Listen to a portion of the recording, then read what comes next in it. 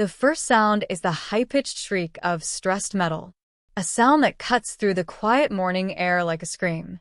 I stand at my kitchen window, nursing a cup of black coffee, the ceramic warm against my palms. Below, in the manicured parking lot of the luxury apartment complex I no longer call home, a tow truck is hooking its claws into the gleaming front axle of a midnight blue sports sedan. The car's alarm is blaring, a frantic, useless heartbeat against the methodical cranking of the winch. She is the one making the most noise. Lydia. Her voice is a thin, sharp thing, tearing at the driver. Her perfectly manicured hands are waving, her silk blouse fluttering around her as she stomps her stilettoed feet on the asphalt. She looks exquisite, even in her rage. Beside her, my husband, my soon-to-be ex-husband, Mark, is silent. He stands frozen, a statue of beige linen and disbelief.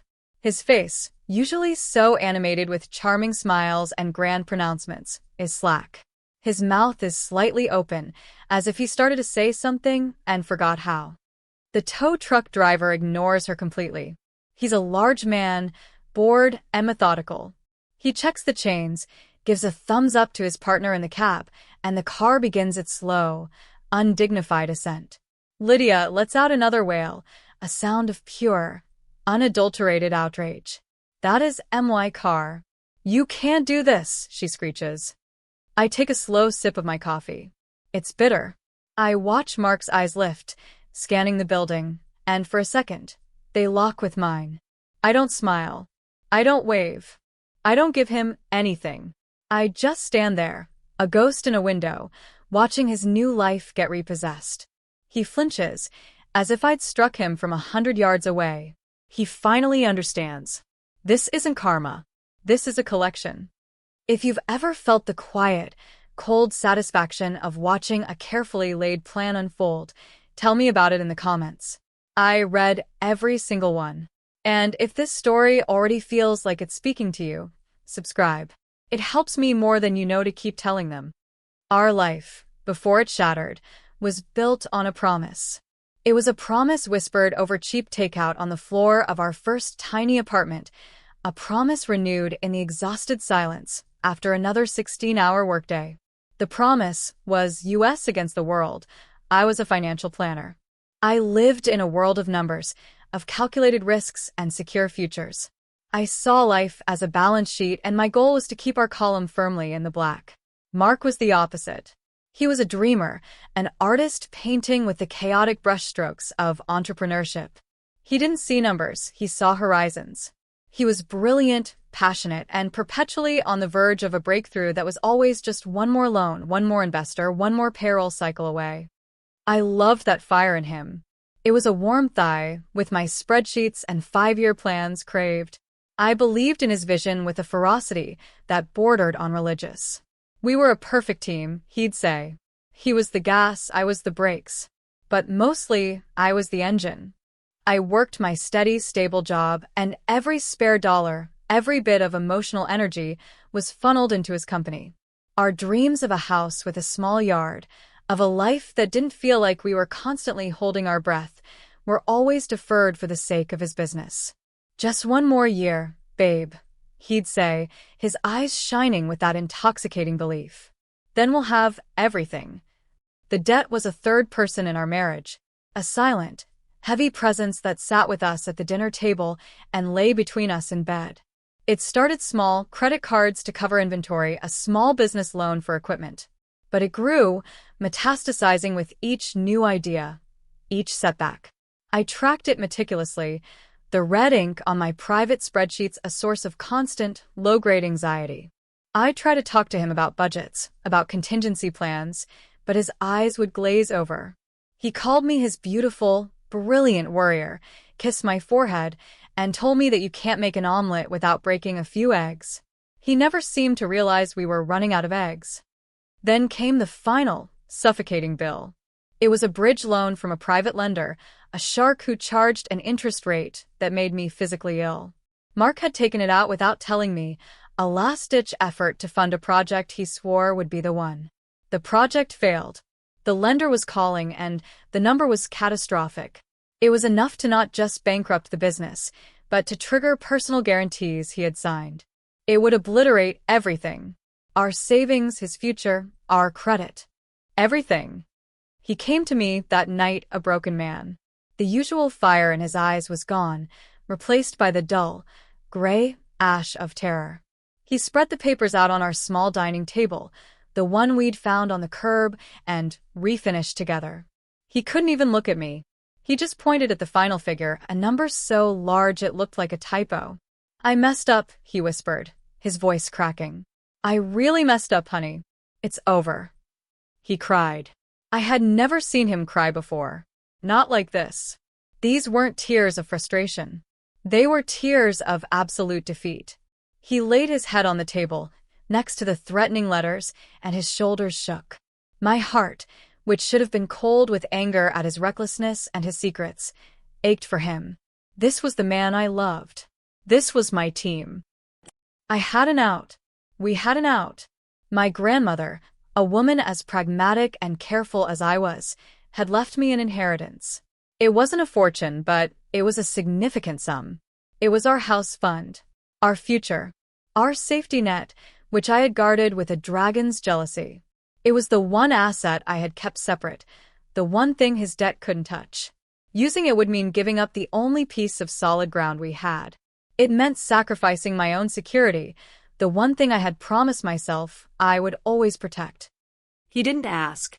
He would never have dared. He just sat there, drowning. And I knew, in that moment, that I couldn't watch him go under. Not when I had a lifeboat. "I can fix this," I said, my voice quiet but firm. He looked up, his face blotchy and stained with tears.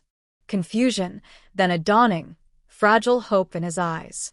I explained about my grandmother's money. I told him I would pay it all off. Every last cent. It would be a clean slate. The relief that washed over him was a physical thing, like a tidal wave. He grabbed me, held me so tight I couldn't breathe. He buried his face in my hair, his words muffled and thick with emotion. "You're my savior," he said, over and over. "My angel. I'll pay you back every penny, I swear. I'll spend the rest of my life making this up to you." The next day, I went to the bank.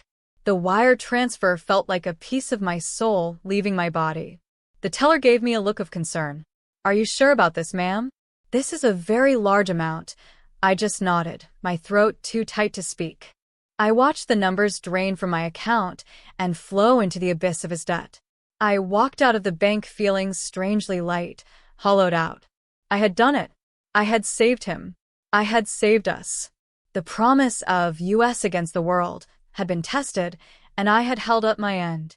I had sacrificed our dream house for the man I dreamed of spending my life with. It felt, at the time, like a fair trade. The first few weeks after the great payoff, as I called it in my head, were euphoric. It was like a weight we didn't even know we were carrying had been lifted from our shoulders. Mark was a new man. He was light, happy, affectionate. He woke up humming. He brought me flowers for no reason. The fire was back in his eyes, brighter than ever. "We're free," he'd say, spinning me around the kitchen. "Because of you, we're finally free." His business, unburdened by the crushing debt payments, began to flourish almost immediately. The profits that had once been devoured by interest were now his to reinvest. He was energized, full of new ideas. And for a while it was wonderful. It felt like my sacrifice had been worth it, that I had truly invested in our future.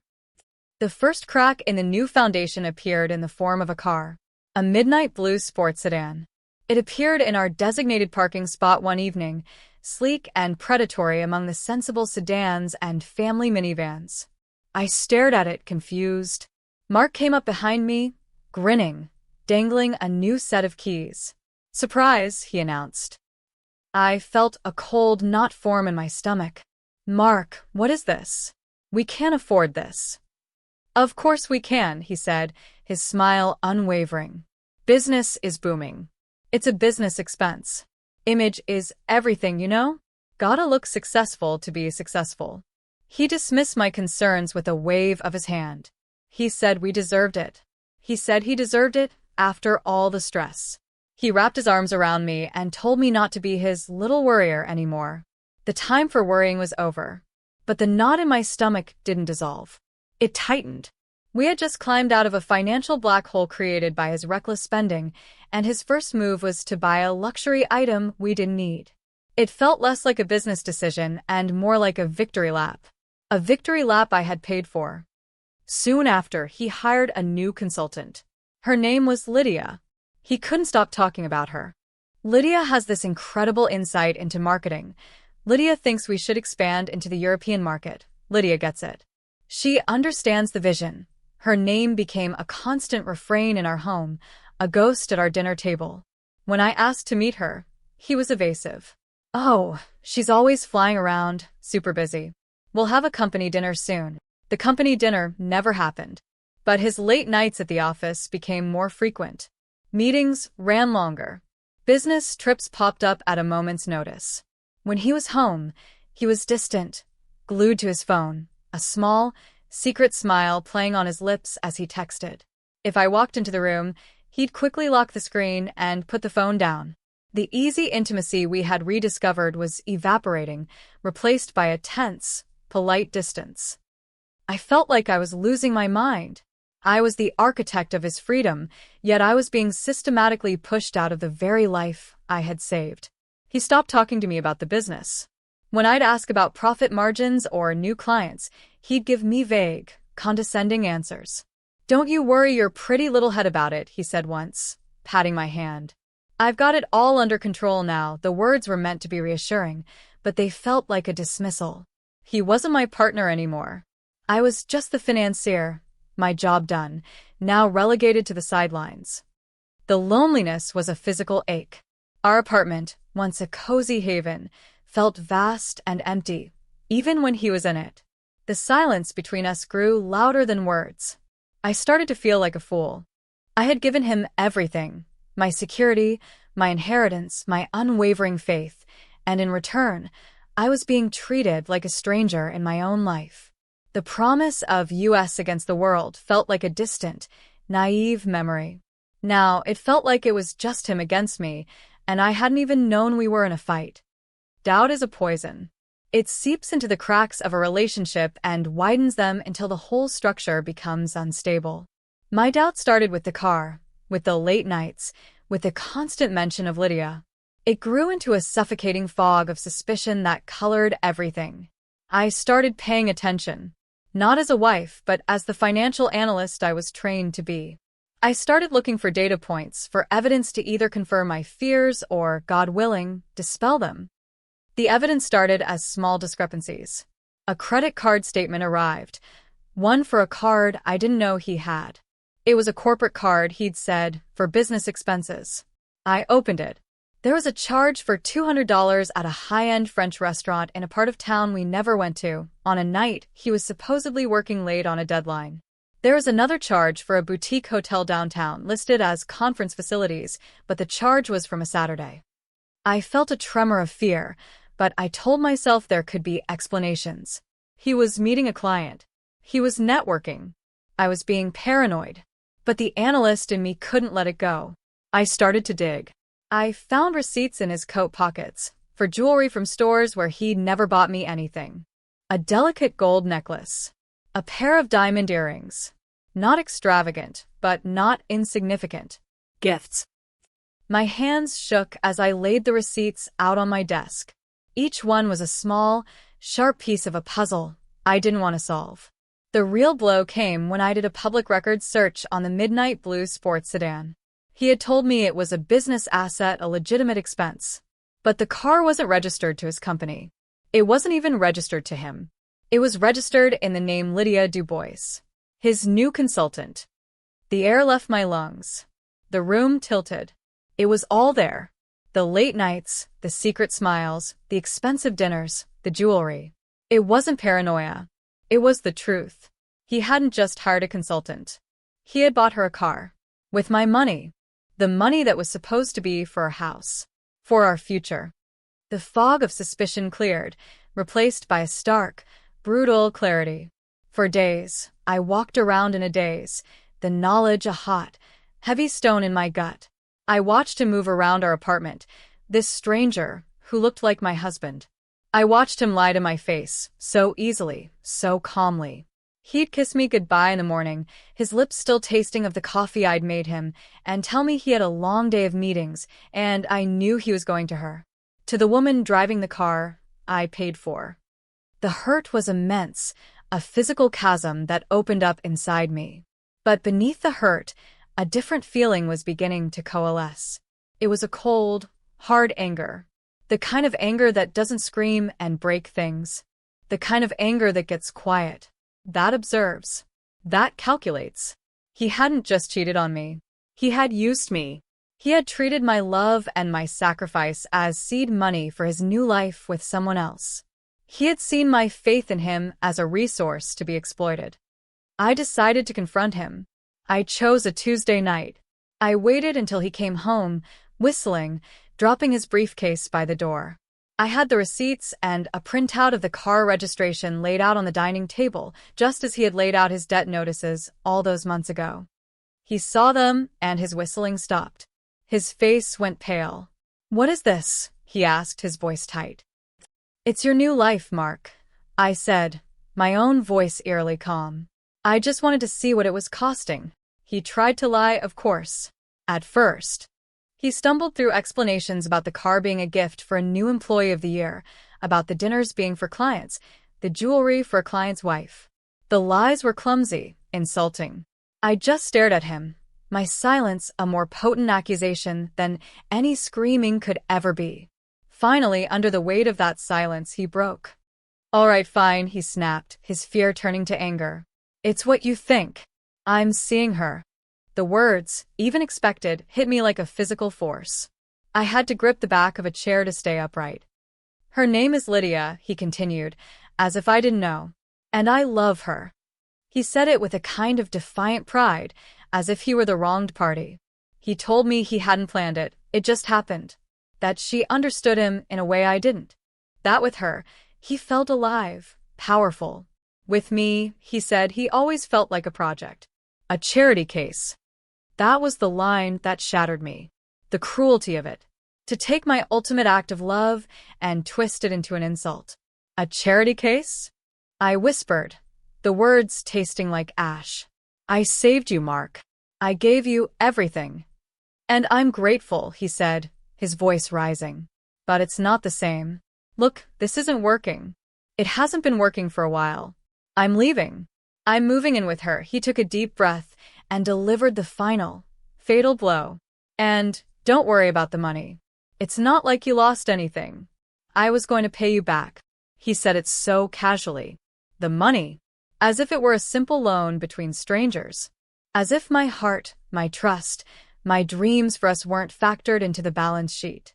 He saw our marriage as a transaction, and my love as capital he had leveraged to fund his exit. In that moment, watching him stand there, so callously dismantling our entire life, something inside me shifted.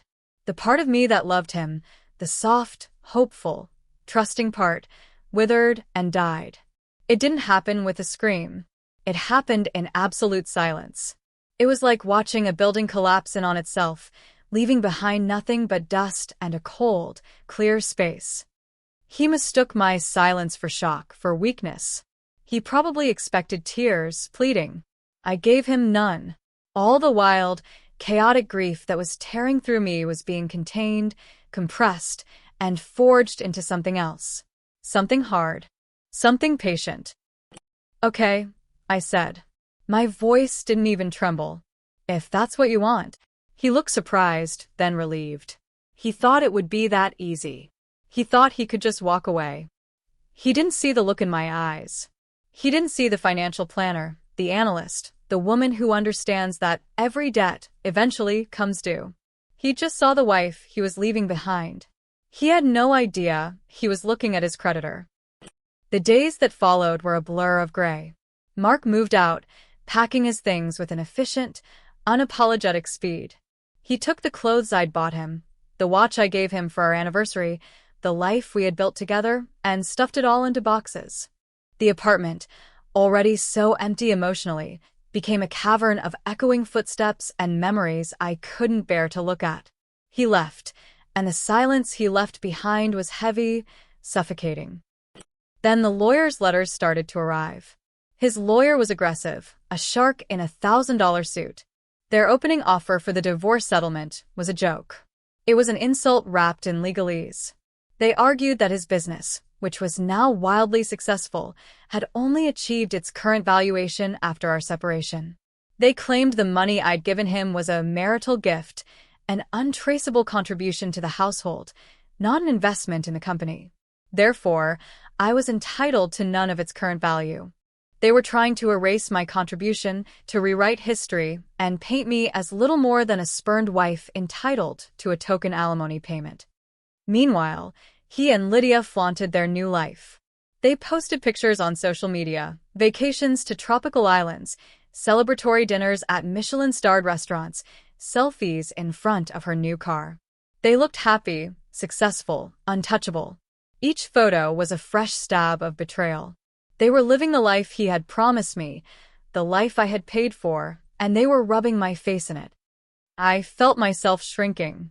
The confidence I had in my professional life evaporated when I walked into my lawyer's office. I felt small, stupid, and hopelessly naive. My lawyer, a kind but pragmatic woman, told me it was a difficult position. Proving that the money wasn't a gift is an uphill battle, especially without explicit documentation, she explained, her voice gentle.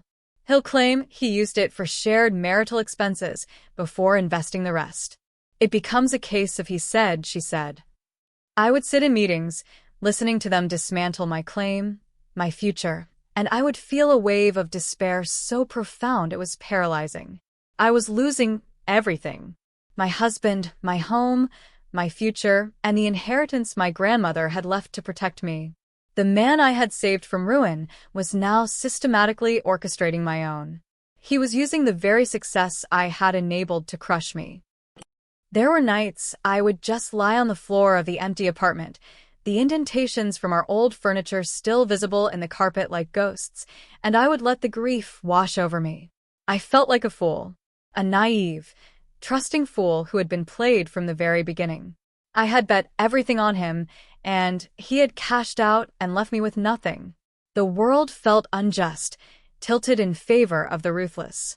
I was ready to give up, to take their insulting offer, sign the papers, and just try to disappear, to crawl away and lick my wounds in private. The fight had gone out of me. All that was left was the crushing weight of his betrayal. I was in my lawyer's office for what felt like the 100th time. The settlement papers were on the table in front of me, the same insulting offer, now presented as a final take-it-or-leave-it deal. My lawyer was talking about the costs of litigation, the emotional toll of a trial, the low probability of a significantly better outcome. Her voice was a low, sympathetic drone in the background. All I could see was Mark's name at the bottom of the page, his arrogant, flowing signature. Mark R. Thompson. And then, something sparked in the back of my mind. A memory, buried under months of emotional trauma. It was a flash of our dining table, not on the night I confronted him, but on the day after I agreed to pay his debt. The day before I went to the bank. I am a financial planner. It's not just my job, it's who I am. I document everything. I believe in paper trails, in clear terms, in protecting assets. Even in a marriage, especially when dealing with a sum of money that represented my entire future. On that morning, before I transferred a single cent, I had sat him down. I had my laptop open. I'd spent the previous night, while he slept the peaceful sleep of the saved, drafting a document.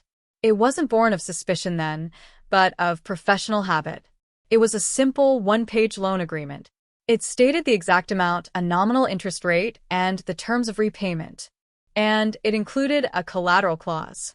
It named his business, its assets, and all future personal assets purchased with business funds as security against the loan. He had laughed when I showed it to him. He'd been so giddy with relief, so grateful, that he saw it as a charming quirk. You and your paperwork, he'd chuckled, kissing the top of my head. So cute. Of course, I'll sign it. I'd sign anything for you. He'd scrawled his signature at the bottom without even reading the fine print. I had printed 2 copies, had him sign them both, and I'd put my copy away in the small fireproof safe in my closet. And then, in the emotional whirlwind that followed, the relief, the strange distance, the betrayal, the heartbreak, I had completely and utterly forgotten about it. "I need to go," I said, interrupting my lawyer mid-sentence. She looked startled. I stood up, my hands steady. The despair that had been my constant companion for months was gone. In its place was a feeling I hadn't felt in a long, long time. It was the thrill of finding a critical error in a balance sheet, the cold, clear focus of a strategist who has just seen a winning move. I drove home in a state of hyper-awareness. The world seemed sharper, the colors more vivid.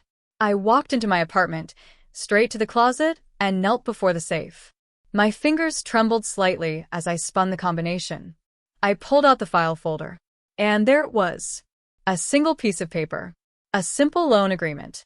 And at the bottom, his signature. My signature. A legally binding contract. He had called me a charity case. He had called my sacrifice a gift. He was wrong. It was a secured debt. He hadn't just betrayed a wife. He had defaulted on a lender. And I was about to foreclose. The grief was still there, a hollow ache in my chest, but it was no longer in charge. My anger, my resolve, my professionalism, they were at the helm now. He thought he was playing a messy game of love and heartbreak. He had no idea he had just stepped into my world. The world of numbers, contracts, and consequences. And in my world, the house always wins. My entire strategy shifted. In my next meeting with my divorce lawyer, I didn't show her the document. Not yet. I just told her to reject the settlement offer and to slow things down. Ask for more discovery, I told her. Question everything. Bury them in paperwork. I need time. She was confused by my sudden change in demeanor, but she saw the new steel in my spine and agreed. While Mark's lawyer was fuming about my newfound recalcitrance, I was making other appointments. I didn't go to a family law attorney. I went to a collections lawyer. A bulldog, a specialist in asset seizure. I walked into his office, sat down, and placed the single piece of paper on his desk. He read it once. Then he read it again, a slow smile spreading across his face. "Well, hello there," he said, looking up at me over his glasses. "This is what we call ironclad." We spent the next few weeks preparing. It was a quiet, meticulous campaign waged in the sterile offices of banks and county clerks. We filed the necessary paperwork to place a lien against his business. We attached the loan agreement, the proof of the wire transfer from my account to his lenders, and a formal notice of default. The default clause was beautiful in its simplicity. It stated that any action taken that fundamentally damaged the marital partnership, including infidelity, would trigger an immediate call of the full loan amount. He had signed it without a thought. The key was the collateral. The agreement was clear. All assets of the business and any personal property acquired using business funds or credit lines opened after the date the debt was cleared. That covered everything. The new high-tech computers in his office, the expensive ergonomic chairs, the company bank accounts, and, most deliciously, the midnight blue sports sedan. We did our homework. We found the bill of sale. He had purchased it using a new line of credit extended to his now thriving, debt-free business. To hide it from me in the divorce, he had put the registration in Lydia's name. A clever move in a marital dispute. A fatal error in a collections case. The lien I held on the business assets superseded her ownership. She wasn't the owner. She was just the temporary keeper of my collateral. I continued to play the part of the defeated wife in the divorce proceedings. I let him think he was winning, that my stalling was just the last, desperate act of a woman who couldn't let go. He grew more arrogant with each passing day, more condescending. He had no idea that a far more serious, far more lethal attack was being staged on a different front. He was focused on the battle, oblivious to the fact that he had already lost the war. I was dismantling his empire from the foundation up, and he was too busy polishing his crown to notice the ground crumbling beneath his feet. The waiting was the hardest part, but I knew, with the cold certainty of a perfectly balanced equation, that the final calculation was coming. And it was going to be brutal. The day of the repossession dawns bright and clear. I wake up early. I don't feel nervous. I feel calm. A deep, settled calm. My collections lawyer, a man named Marcus who delights in this kind of work, calls me at 8 a.m. The teams are in place, he says, his voice buzzing with professional glee. Showtime. I don't go there myself. I don't need to see it in person. That would be emotional. This is business. But Marcus has an associate on site, feeding him a play-by-play over the phone, and Marcus relays it all to me. So I sit in my quiet kitchen, sipping my coffee, and I watch the whole thing unfold in my mind's eye, a private cinema of consequences. It begins just after 10 a.m. They're on their way out. A celebratory brunch, Marcus's associate reports. She looks stunning. Of course she does. She is wearing a flowing white dress, designer sunglasses perched on her head. Mark is beside her, looking smug and relaxed in a pale blue linen shirt. They are the picture of success. They are laughing as they walk towards the parking lot. The first tow truck is already there, backing into position. Lydia sees it and her smile falters. She stops. What's he doing? She asks Mark, annoyance in her voice. They assume it's for someone else, an inconvenience blocking their path. The driver gets out, a clipboard in his hand. He walks towards the midnight blue sedan. That's when Lydia's annoyance blossoms into outrage. Excuse me, she calls out, her voice sharp. What do you think you're doing? That's my car. The driver doesn't even look at her. He just continues to attach the chains. This is when the screaming starts. Mark steps forward, puffing out his chest. The man of the house, coming to handle the little people. Hey, pal. You've made a mistake, he says, his voice dripping with condescension. That's a private vehicle. It's at this moment that a man in a crisp suit steps out from behind the truck. This is the lead agent. He holds up his own clipboard.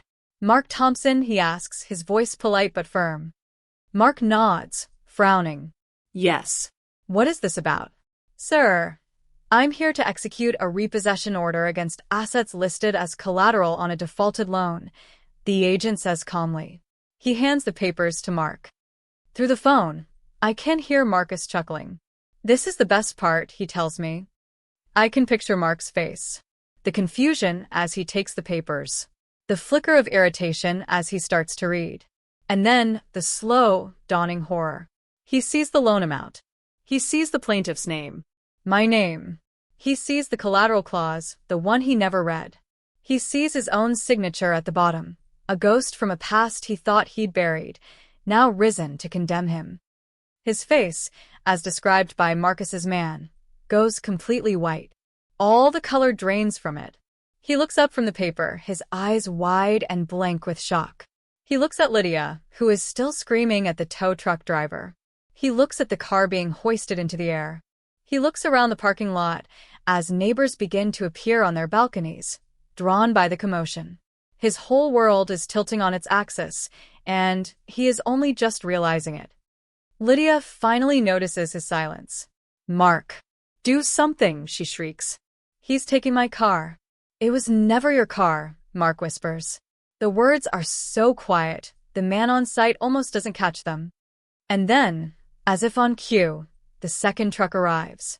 And a third. These aren't tow trucks. They are moving vans.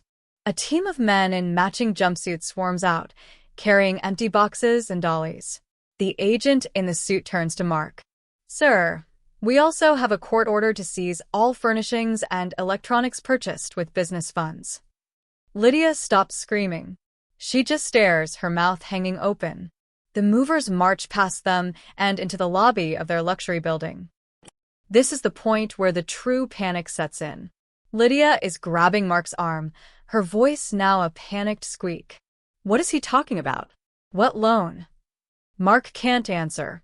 He just stands there, holding the papers, watching his life being dismantled. He watches as the movers bring out the 50-inch television, the designer sofa, the ergonomic office chairs, the top-of-the-line computer, the expensive espresso machine. Everything they had bought to furnish their perfect new life together. Box by box, piece by piece, it is all paraded out in front of their neighbors, a public exhibition of their downfall.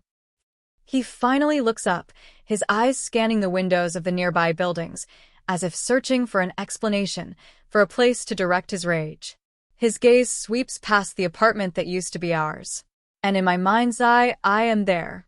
I am at that window. He can't see me, but I can see him. I see a man who built his kingdom on a foundation of lies and betrayal. And I watch as the woman he left me for finally understands the truth. She's not looking at him with love anymore. She's looking at him with the cold, hard stare of someone who has just realized they bet on the wrong horse. He isn't a king. He's just a man in an expensive shirt, standing in an empty apartment, with nothing to his name but a defaulted loan. He made the fatal mistake of underestimating his biggest asset. And now I was liquidating him. I sold everything. The car, the furniture, the electronics. It was all sold at auction. The proceeds went directly to me. Then, with the lien firmly in place, I moved on to the main prize, the business. Mark had no capital, no assets, and no way to fight me. His business was mine, free and clear, as per the contract he had so carelessly signed. I had no interest in running it. I hired a business broker and sold it within 2 months to a competitor who had been trying to acquire it for years. It was worth a considerable amount. When all was said and done, after the lawyers and brokers were paid, I had my grandmother's inheritance back, plus interest, plus a significant amount more from the sale of the company. The divorce was a simple affair after that.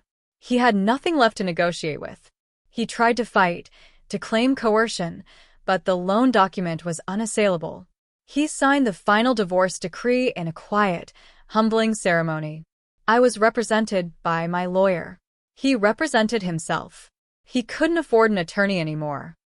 I bought a house, a small place with a garden and a wide front porch, nestled on a quiet, tree-lined street. It was the house I had always dreamed of, but it was just for me. I furnished it slowly, piece by piece, with things that I loved. There is no trace of him here, no ghosts in the hallways. It's a place of peace, a place of my own making. I heard through a mutual acquaintance that Lydia left him almost immediately. The lifestyle he had promised her had vanished overnight. When the money and the glamour were stripped away, all she saw was the man responsible for her public humiliation. He was no longer a charismatic entrepreneur. He was just a failure. Last I heard, he was living in a rented room and working a soul-crushing sales job, trying to rebuild from nothing. Sometimes, on warm evenings, I sit on my porch with a glass of wine and watch the sunset paint the sky in shades of orange and pink. I don't feel anger when I think of him anymore. I don't feel much of anything. The sharp edges of the betrayal have been worn smooth by time and victory. He taught me a terrible lesson about the fragility of trust. But in the wreckage, I learned a far more valuable lesson about my own strength. He thought he was playing a game, moving pieces around a board to get what he wanted. He never realized he wasn't a player. He was just a piece. And his queen had sacrificed him to win the game. He signed his own fate and forgot he held the pen. If this story hit close to home, I'd love to hear a version. Thank you for being here. Subscribing helps bring more of these to life.